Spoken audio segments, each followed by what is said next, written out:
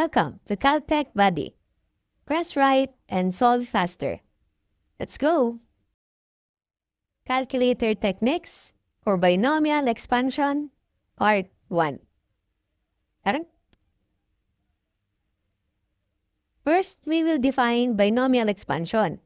Again, when we say binomial, it is an algebraic expression with two terms. So, para masabing binomial, dapat dalawa yung term. For example, x plus 2, 3a minus b, 2x plus 5y. So, lahat ng yan, binomial. Para naman masabing binomial expansion, yung binomial natin, i-raise natin to a certain exponent. Then, i-expand natin yan para maging polynomial. So, ganun yung binomial expansion.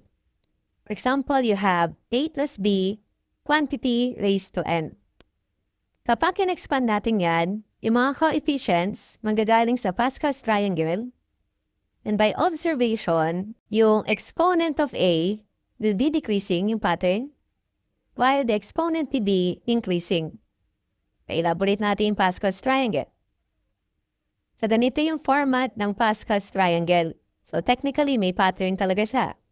So, yung sum nung taas, yung magiging baba. So, 1 plus 1, magiging 2. So, the rest is puro 1. Sa magkabilang dulo, sa left and right, puro 1.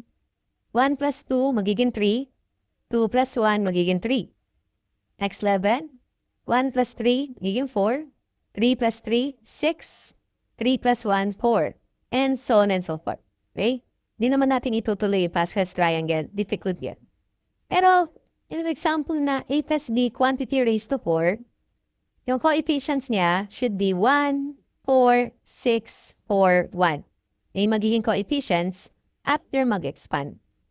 So, ito implied na may 1. So, 1, 4, 6, 4, 1. Pero again hindi natin gagawin yung Pascal's triangle. Through observation, yung exponent ni A is decreasing. So, 4, 3, 2, 1, and then naging 0 dito. Exponent naman ni B is increasing. 0, 1, 2, 3, 4. So, that's the pattern regarding sa exponents.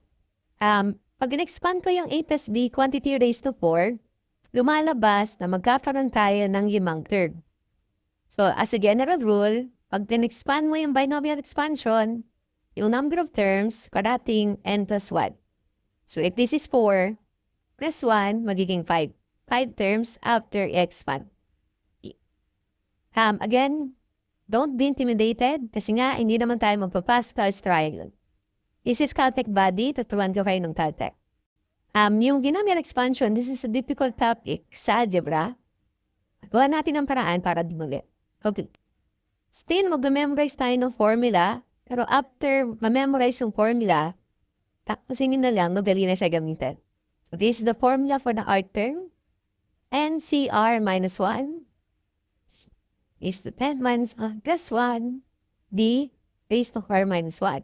So, this is the general formula. May memorize natin. Itakaltat natin yan. You just press mode 6. Mode 6. So, magkakaroon ng function. Tatalang equation na yan sa calculator. Lang, no, just sensitive si calculator, ha? Lagyan niyo ng correct parenthesis. As is lang yung paglagay, except that yung R, gagawin yung X sa calculator. So, lagyan ng parenthesis, yung R gagawin X, and again, the rest is okay. Pakopyahin lang. Now, pinindot natin equal sign after the function. Magtatanong siya ng start. You always start with 1. Then, magtatanong siya ng end. So, ang number of terms is n plus 1. Kaya dapat din yung n plus 1. And then, yung step natin, parati ring 1. So, this is the input parate after sa function. So, again, yung n is just the exponent. Yung a, ang ilalagay lang coefficient of the first term. So, numero yung ilalagay sa a coefficient. And also for the b, the coefficient of the second term. Kasi nyo lang gamitin yung pag-input sa calcu, madali lang ito gamitin. Really practice tayo. Find the greatest coefficient of the term na quantity 1 plus x, quantity raised to 12. And then, these are the options. So, pinakamalaking coefficient yung tinatanong greatest coefficient. So, we press mode 6. And then, we input the correct formula. So in this scenario, yung n, 12. Yung a is just 1. Yung d, coefficient ng x is also 1. So ilalagay nyo lang talaga siya sa calculator. So wag lang magkamali sa input. So you have parenthesis, 12. Ma-activate yung combination, shift, divide. So, ito, NCR nakalagay, no? So, shift, divide. Then, parenthesis, x minus 1. Then, close parenthesis, close parenthesis. Then, you press 1 raised to 12 minus x plus 1. Then, lastly, 1 ulit. Raised to x minus 1. Okay, nice equal sign. Unang tanong start. Again, this is 1. N is n plus 1. So, 12 plus 1. And step is 1. So, laging ganun yung input. So, equal sign start sa 1. Mag-end tayo sa 12 plus 1. Then, step is 1. And easily, kukunin na niya yung mga coefficients. So, yung f of x na makikita niyo dyan, lahat yan coefficients. So, through observation na lang, hanapin mo yung greatest. So, 1, 12, 66, 220, 495, 792, 924, 792, 495, 220, 66, 12, and 1. So, again, through observation na lang, makikita natin na yung pinakamalaking coefficient is 9 to 4. So, hindi na tayo nahirapan sa pag-simplify. Si Calc na yung mag-iisip para sa atin. At lang talaga yung tamang input sa calculator. So, I'm hoping natutunan natin yan. Isa pang sample para mas makita niyo yung variation ng Caltech natin. Again, gumagana to sa Canon F789 SGA version 2. Of course, applicable din sa version 1. Okay, isa pa. Let's try another problem. Find the sixth term of the expansion ng 3x plus 2 quantity raised to 9. So, pang-anim na term. So, again, we press mode 6. Observation, yung n is 9. Yung a, coefficient of the first term, which is 3. Yung d, the coefficient of the second term, nagkataon 2. And then, pindutin sa calculator correctly. So, parenthesis muna, 9, shift, divide.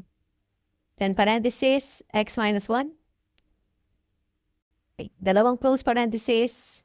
Then 3 raised to 9 minus x plus 1.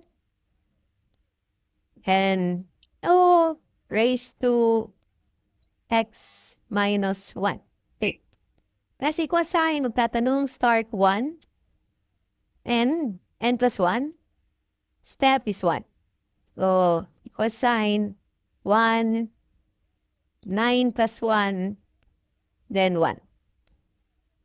Then, hanapin mo lang yung pang-anim na term. Kasi tinatanong is pang-anim na term. So, we have first term, second term, third term, fourth term, fifth term, and then the sixth term. So, ang coefficient ng sixth term is 326,592. 326,592. So, siya lang naman yung 326,592, letter A. Regarding naman sa variable na x to the fourth, x yan kasi variable x yung given. And then yung to the fourth power, dito nang galing yun. So, 9 minus x plus 1. So, 9 minus 6, kasi pang 6 term na tayo. So, 9 minus 6, 3 plus 1. So, tama lang na x to the fourth. So, 9 minus 3 plus 1 is 4. So, x to the fourth. So, practice na lang yung kulang. Madali nang gamitin yung calculator technique sa pag-solve ng binomial expansion. Again, tinuro to ni Caltech Buddy, kailangan lang practicein natin. I'm hoping marami tayong natutunan. Calculator techniques for binomial expansion, part 2. Correct? Regarding sa part 2, i-level up lang natin yung mga question. So, naturo na natin yung Caltech ng binomial expansion sa part 1.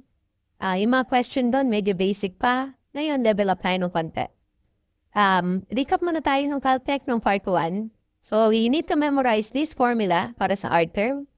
NCR minus 1, A raised to N minus R plus 1, D raised to R minus 1. Pipindutin lang natin yung mode 6 at ilalagay yung equation or function sa calculator. Yung R, papalitan lang ng X. So, yung formula mismo ang ilalagay sa mode 6. S equals sign, magtatanong ng start, 1. Equals sign, magtatanong ng end, laging n plus 1, is yung number of terms. And equal sign, magtatanong ng step, 1. So, mastery lang sa formula. Si Calculus naman yung mag-evaluate pa sa atin. Now, i-level up natin yung binomial expansion at ito yung mga possible questions. Una, a term with a specific exponent m. Pag may specific exponent tayo, ang gagawin niya dyan, isolate niyo yung exponents, equate niya sa m, yung mga exponents, then solve for r.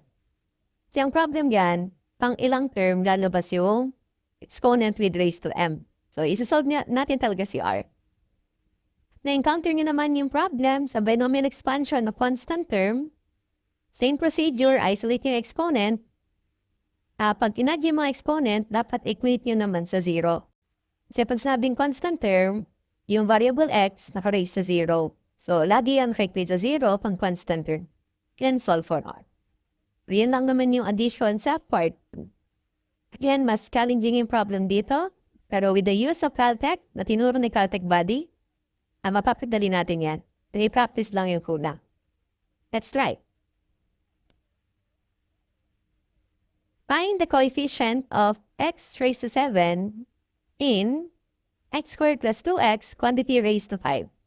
Okay, so very specific yung x dapat naka-raised to 7. So, ang gagawin natin, isolate natin yung exponent, equate natin sa 7. Then, we will solve for r. So, let's do it. Yung a, palitan niyo muna ng x squared. Yung d, palitan niyo ng 2x. And then, tingnan niyo yung mga exponents. Okay? Ang gagawin natin, i-add natin yung dalawang exponents, equate natin sa 7. So, properties ng exponents sana naalala. So, since may parenthesis yan, multiplication. So, 2 multiply sa 5 minus r plus 1 plus 1 multiply sa r minus 1. Inad yung dalawang exponents, dapat equal sa 7. And after this, masusolve na natin yung r. Sa inyong unang challenge solve for the r. Ang ilan term lalabas yung x raised to 7. So, let's press our calculus to quantity 5 minus x plus 1 plus 1 quantity x minus 1 equate sa 7. So, we're looking sa x raised to 7. Shift solve, makuha na natin yung x. So, lalabas yung x raised to 7 sa pang-apat na term. Since alam din natin na pang-4th term, nagana na yung Caltech. Okay, so paulit-ulit lang yung Caltech natin. Again, yung n is the exponent, which is 5. Yung a, coefficient lang tinitingnan na dito, 1 na lang. And then yung d, 2. Pindutin lang siya sa calculator correctly. So, we press mode 6, parenthesis, 5, shift divide, combination, parenthesis, x minus 1. Then, 1 raised to 5 minus x plus 1. 2 raised to x minus 1. Ulit-ulit lang yung Caltech na to. Press equal sign, magtatanong ng start 1, and n plus 1, step 1. So, equal sign, 1, 5 plus 1, and then 1. Then, si Calculus na yung mag-evaluate ng mga coefficients. So, we're looking for the 4th term. So, first, second, third, fourth. So, ang coefficient ng 4th term is 80. Siya yung may x raised to 7. Okay, so ganun ka-simple pag very specific. Let's try again. So, ito mas challenging. Find the constant term in the expansion of x squared plus 1 over x quantity raised to 9. Again, pag ganyan, reset ko muna si Calculus, shift 9, 3 equal sign. So, nire-reset ko parate. Shift 9, 3 equal sign. So, similar procedure tayo. Para lumabas ang constant term, isolate natin yung exponents, equate sa 0, solve for r. Yun pa rin, no? So, yung a, palitan yung x squared. Yung b, palitan yung 1 over x. And then, add natin sa dalawang exponents, equate natin sa 0. So, same properties lang naman, since may parenthesis nga yan, 2 multiply sa n minus r plus 1. Yung second term, nasa baba yung x. So, kung itataas ko yung x, magiging negative 1 yung exponent niya. So, negative 1. Multiply sa r minus 1. Natin yung dalawang exponents, total must be 0, kasi nga we're looking sa constant term. So, we can now solve for r. So, 2 quantity 9 minus x plus 1 plus negative 1 multiply sa x minus 1. So, the sum of exponents should be equal to 0. Shift, solve, makuha natin yung x. In this scenario, 7. Meaning to say, yung constant term dito, pang pitong term. Since alam na natin pang ilan, we can now use the Caltech. Mode 6. Observation, yung n is 9. Yung a, coefficient of the first term 1. Yung d, coefficient of the second term, nagkatawag also 1. Okay? Indikin na lang sa calculate correctly. So, mode 6, parenthesis, 9, combination, parenthesis, x minus 1. Hey, 1 quantity raised to 9 minus x plus 1. Then you have 1 raised to x minus 1. S equals sign, start is 1, and n plus 1, step 1. Okay? So equals sign, 1, 9 plus 1, step 1. And we are just looking for the seventh term. So we have 1, 2, 3, 4, 5, 6, 7. So, ang constant term natin sa expansion na to should be 84.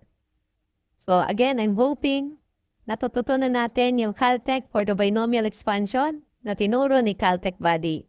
This is difficult pag imamanual natin yung pag-simplify. So, ginagawa natin, pinapagawa natin kay Calpi yung simplification or evaluation. So, practice na lang yung kulang sa pag-input. Okay. I'm hoping marami tayong natutunan today. Again, this is your Caltech Buddy. Calculator techniques for binomial expansion, part 3. Tara! Okay, so part 3 ng ating binomial expansion, ituturo na lang natin yung mga additional formulas na pwede nating magamit.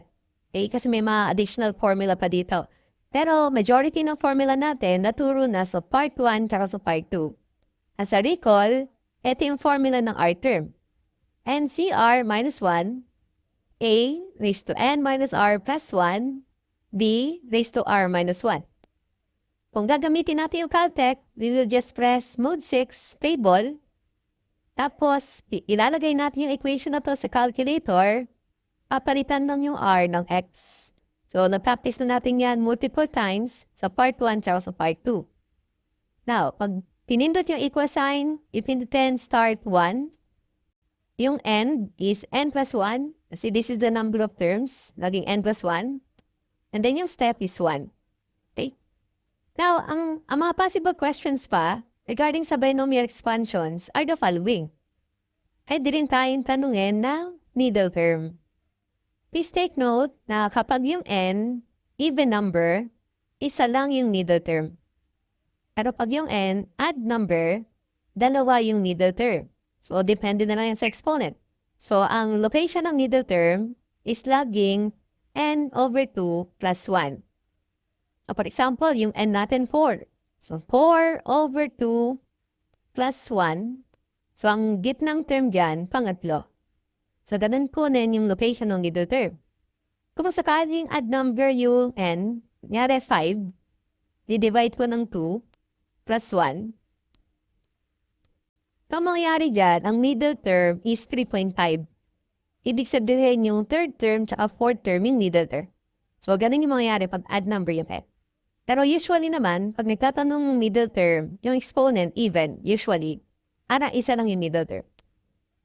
Now, another shortcut is this. Pag kinanong ka ng sum of coefficients, ipindutin nyo lang yung original na expression, and then just press calc. Pag nagtanong ng x, lagay nyo lang 1. Level the result, sum of coefficients yan. Itinong tayo ng alternating sum of coefficients. Pindutin nyo lang yung original expression, calculate. At since alternating sum, negative 1 naman ang ilagay. So again, ito yung mga extra calculate regarding sa binomial expansion. So gumagana to gamit ang Canon F789 SGA version 2. Also applicable din sa version 1. So, subukan natin. Find the middle term of the expression na quantity 2x minus 5 raised to 6. So, let's press mode 6. Then, this is the formula to be used, of course. Through observation, yung n is the exponent, 6. Yung a, coefficient of the first term, 2. Yung d, the coefficient of the second term, nagkataon, negative 5. So, huwag kalimutan kasama yung sign convention na negative 5. Ipindutin lang natin yan correctly sa calculator. Okay? So, parenthesis, 6, shift divide combination, x minus 1, 2 raised to 6 minus x plus 1. Then you have negative 5 raised to x minus 1. Okay. Equal sign. Tatanong ng start 1. Yung end is n plus 1. Yung step is 1. So 1, 6 plus 1, and then what? And then we will have a table. Now, kailangan na lang malaman natin pang ilan ba si middle term. So, applying the formula na n over 2 plus 1. So, lumalabas 6 over 2, 3 plus 1. So, lumalabas ang middle term yung pang-apat. So, evaluation na lang to. So, you have first term, second term, third term, fourth term. So, ang middle term, ang coefficient niya, negative 20,000. Isa lang naman yung may negative 20,000 sa choices, so definitely, letter B. Now, kung sakaling dalawa yung negative 20,000, tingnan nyo yung variable. X to, kaya X yun nandito. And then, kaya naging 3 yan, gamitin nyo yung exponent dito. 6 minus 4 plus 1, 3. Kaya 3 talaga yan, x cubed. Pero again, yun na yung kailangan patunayan. Kasi nagkataon, isa lang naman yung 20,000 choices. So, ang daling hanapin ng middle term. Tandaan lang location ha, n over 2 plus 1. Okay. At this, find the sum of the coefficients. The expansion ng x plus 1 over x, quantity raised to 6. So, reset ko muna si Calcu sa default. Shift 9, 3 equals 9. Nag-reset lang ako ng Calcu. Yan yung shortcut natin sa sum of coefficients. Pinipindot lang as is. Pindutin yung original expression. X plus 1 over x. Quantity raised to 6. Press cut. Magtatanong ng x, laging ilagay 1. Then, instantly, we will now get the sum of coefficients. So, ang answer, 64. Last. Variable involved. We are looking for the sum of the coefficients ng 2x plus 3y quantity raised to 6. So, same approach, just input the original expression and then just press calc. At anong variable kasi yung involved, kaya dalawang guess magtatanong si Calcu. Una, magtatanong ng x, still lalagay 1.